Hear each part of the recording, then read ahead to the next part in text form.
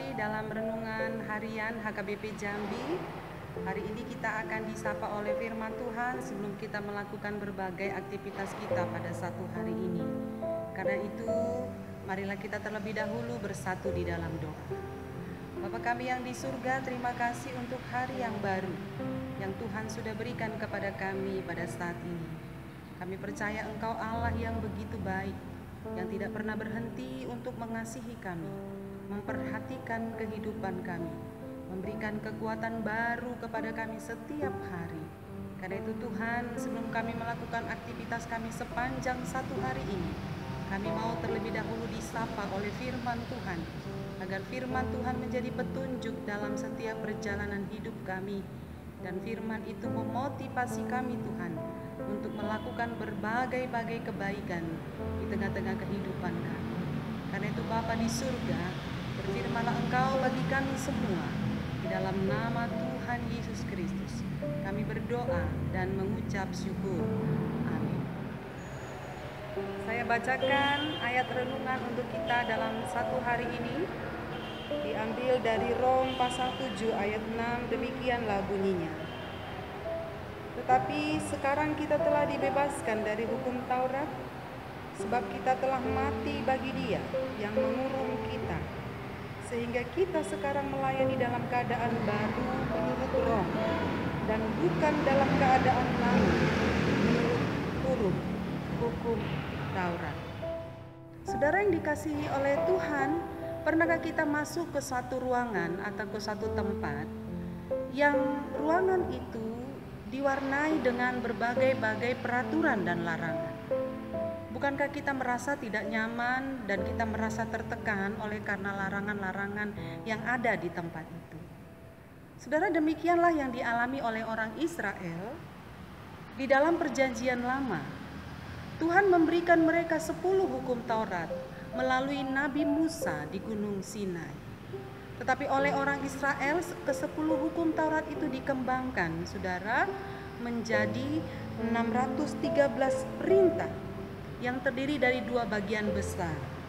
Yang pertama adalah perintah negatif yang jumlahnya 365. Itu menggambarkan 1 tahun itu terdiri dari 365 hari. Kemudian yang kedua adalah merupakan perintah positif terdiri dari 248 perintah yang merupakan seluruh tulang dan organ utama tubuh manusia. Saudara, bisakah kita membayangkan betapa mereka sangat sulit untuk melakukan dengan sempurna 613 perintah itu? Sungguh, saudara, sangat menyulitkan mereka.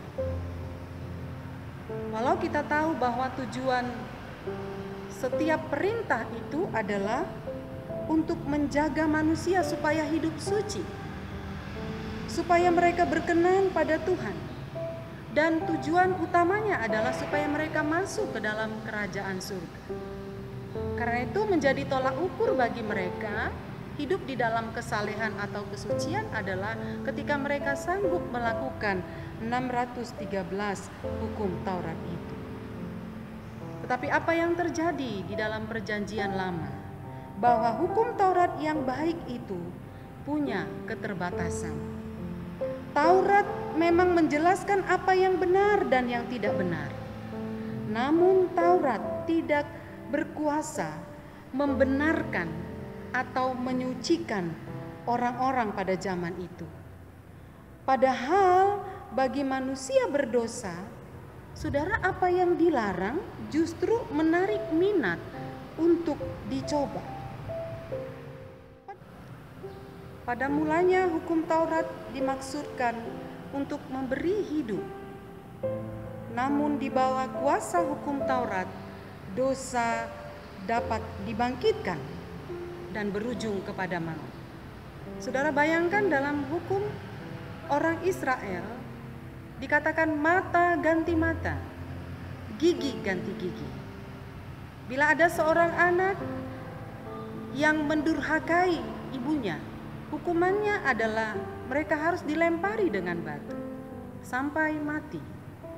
Dan bila ada seorang wanita yang kedapatan berbuat dosa atau melakukan zina, hukumannya juga adalah mereka harus dilempari dengan batu sampai mati. Saudara, bila kita teliti kitab Perjanjian Lama, begitu banyak hukum-hukum yang sulit untuk dilakukan. Karena itulah saudara yang dikasih oleh Tuhan,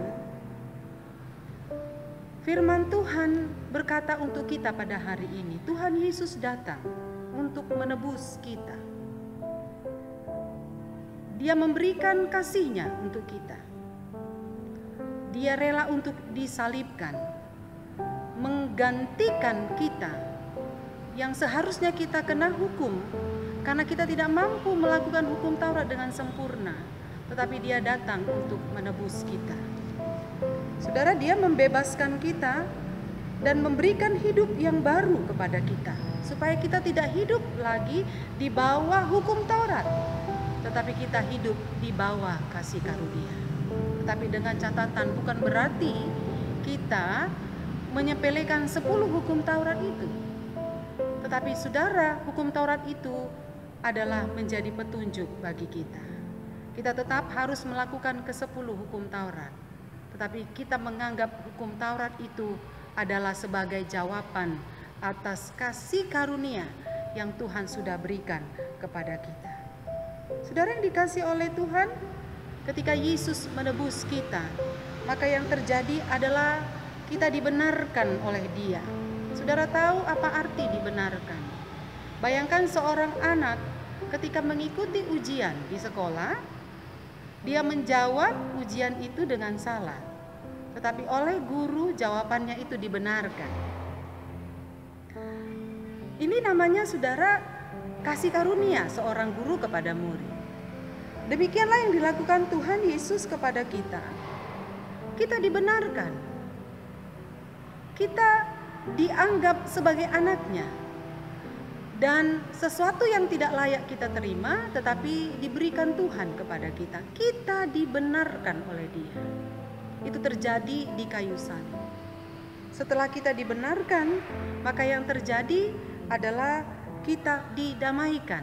Ada damai sejahtera. Ini bicara batin kita, penuh dengan damai sejahtera. Kita didamaikan dengan Tuhan dan kita didamaikan dengan sesama manusia. Saudara, ini bicara pemulihan, dan ini tindakan Tuhan di dalam penebusan itu. Dia memberi damai sejahtera kepada kita semua.